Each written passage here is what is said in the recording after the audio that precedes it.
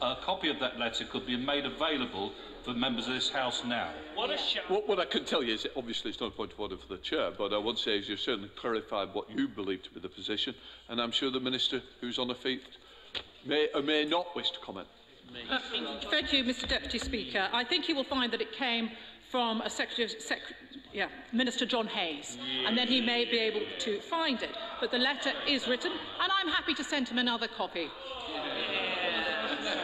The industry will need to show that they have complied with the Charter on an annual basis, and any failure to follow through will ultimately result in a loss of membership.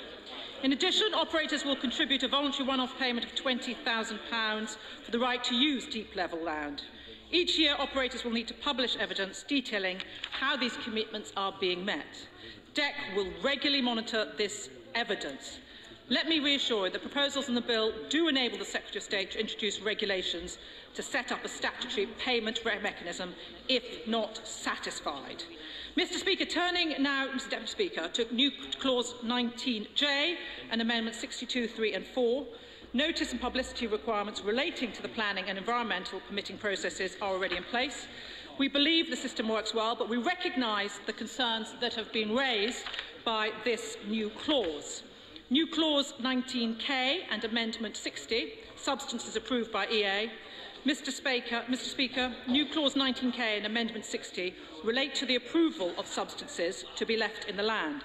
As part of the application for environmental permits, the EA will require full disclosure of chemicals used in hydraulic fracturing and has the power to restrict or prohibit the use of any substances where they would pose an environmental risk.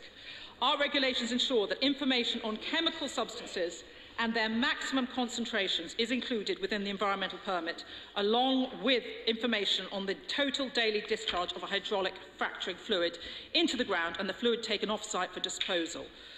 The permit is placed on the public register. I have already announced that the Secretary of State for Environment, Food and Rural Affairs will direct the Environment Agency to publish information about chemicals they require operators to disclose. I give way to the Honourable Gentleman. Thank you. I'm grateful to the Minister for giving way. But would she indicate to the House why it is that she isn't taking the opportunity to regulate and impose environmental requirements on other non-conventional gas extraction processes like UCG? The Honourable Gentleman raises an interesting point. I hope he will find it will be dealt with later on, but if it's not, I will certainly write to him on that point. On the subject of water companies, raised by his new clause 19M, the Government recognises the importance of ensuring that water companies are fully engaged in shale gas development. The existing regulatory framework ensures issues relating to water are robustly addressed. The water industry and shale operators have already agreed a memorandum of understanding to engage early and share plans for water demand and wastewater management. The Government has carefully considered further this issue and wants to provide further reassurance to the public. Therefore, we are consulting on whether we make water companies statutory consultees in respect of these applications. Subject to the response to the consultation, which closes at the end of this month, we would seek to bring forward any necessary secondary legislation. Mr. Deputy Speaker, new clause 19 has raised some very interesting points and some very critical points for reassuring the public. And it is this Government's view that we will accept new clause 19 here, but we plan on looking to amend it in the other place to replace provision G on the depth with a review to put back the depth at the appropriate level for proper development.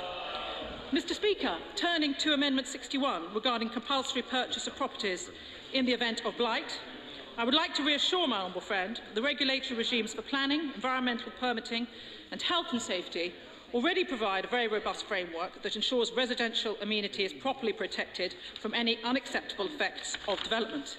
The protection of amenity is recognised in the core planning principles of the National Planning Policy Framework.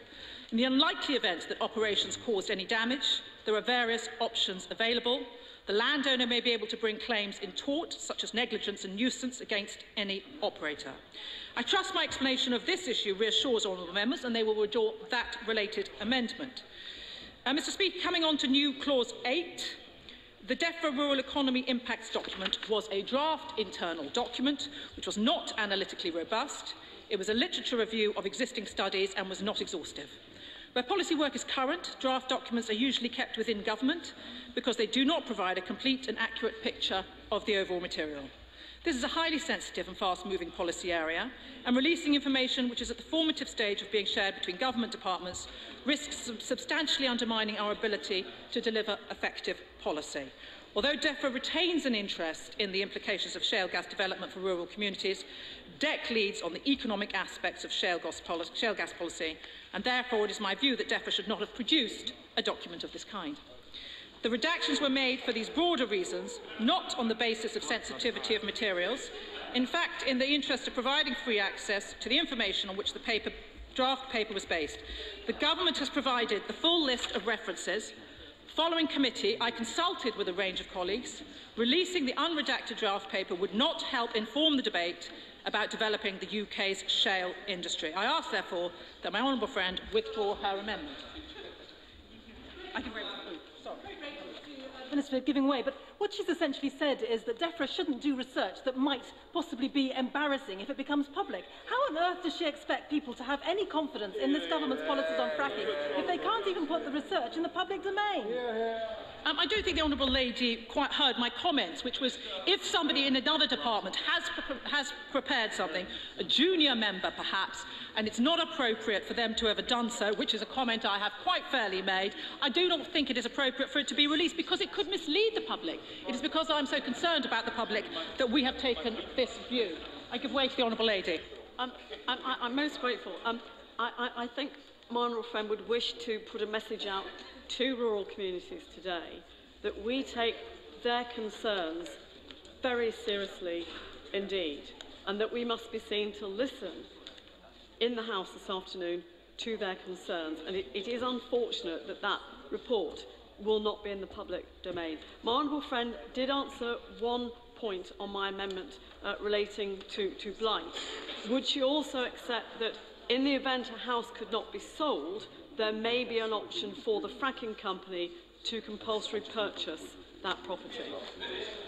I thank the Honourable Lady for her contribution, and of course she is absolutely right. This government does take very seriously the security, the safety, the right of a good abode of everybody in the rural community, and we will keep that constantly in our minds as we move forward with this. Mr Deputy Speaker, I am concerned that there are a number of amendments I still need to cover. I'm going to move swiftly, if I may, and I hope that honourable members who are particularly concerned about these amendments will take the opportunity to speak themselves. New Clause 9 and Amendments 49 and 57 propose a moratorium on the exploitation of onshore unconventional petroleum, subject to an impact assessment, and proposes the right of use be subject to the precautionary principle. Mr Deputy Speaker, I have to say I'm surprised. It's far more sensible to explore the potential of shale and assess the impacts along the way while ensuring development is regulated and risks are managed. I hope I have outlined my confidence in that process in earlier comments, Mr Deputy Speaker. Regarding the honourable member's amendment suggesting that the right of use be subject to the precautionary principle, I will reassure them that the right of use is limited to being no greater than access rights granted by landowners under the existing system. Mr Deputy Speaker, Amendments 51, 56 and 47 are not necessary. I have already outlined why the underground access provisions we are debating are required. Many other industries already access underground land beneath people's homes.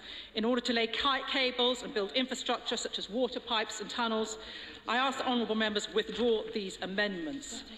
Mr Deputy Speaker, I'm not going to take any more interventions. As I'm concerned, I must finish my comments. I will move now, if I may, to Amendments 50, 68, 69 and 73 on the recovery of UK petroleum. Amendment 50 would delete Clause 37 that puts into primary legislation a new duty to maximise the economic recovery of oil and gas. This government feels that that is an important contribution to the national economy. It will support jobs, it will support growth.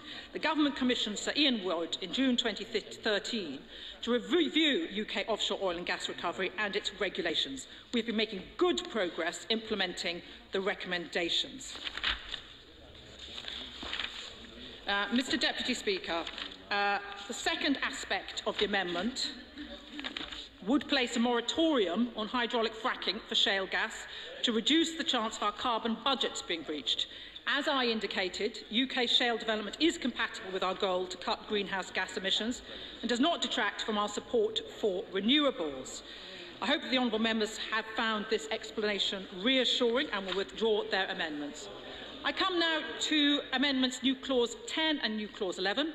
Mr Speaker, I will move to New Clause 10-11. I'd like to thank my honourable friend, the member for Wealdon, for bringing these forward. Indeed, reliable supplies of gas are critical for any government to get right. We keep our gas security under constant review. Let me be clear, the risks to consumers are low. We still have significant levels of domestic gas production, pipelines from Norway, the Netherlands and Belgium, liquefied natural gas terminals and 10 gas storage facilities. Indeed, 2 new gas storage sites have opened for business in the last 6 months. This diversity of supply is how our gas needs are met. However, government and the regulator already have a duty to carry out their functions under the Gas Act 1986 in a way that protects the interests of existing and future gas consumers, including security of supply. Ofgem also already has the ability to launch a significant code review if it suspects a problem in the gas market. I respect my honourable friend's experience with these matters and take his concerns seriously, and on this basis I will commit to including information about gas storage capacity as part of our annual statutory security of supply report to Parliament. I hope that my honourable friend has found this reassuring. Mr Speaker, I turn to address New Clause 1. I will not, I'm afraid, give way. I need to just finish what I am hopefully concluding. I'm sure other members would like to speak. Mr Speaker, I will now turn to address New Clause 1. In principle, the Government welcomes the sentiment behind the proposed amendment to the environmental permitting regulations to make explicit reference to hydraulic fracturing. I would like to reassure honourable members that the Government will continue the work we have initiated and bring forward any appropriate changes to the environmental permitting regulations in due course. I therefore ask the honourable members to withdraw their amendment. Mr Speaker, it is my firm belief that there is no need for New Clause 19E or Amendment 59 because the necessary protections are already in place. Outside Source Protection Zone 1 areas extraction activities will only be permitted if they are not pose a significant risk to groundwater. Mr Deputy Speaker, I have covered all the amendments with some comments in my comments here.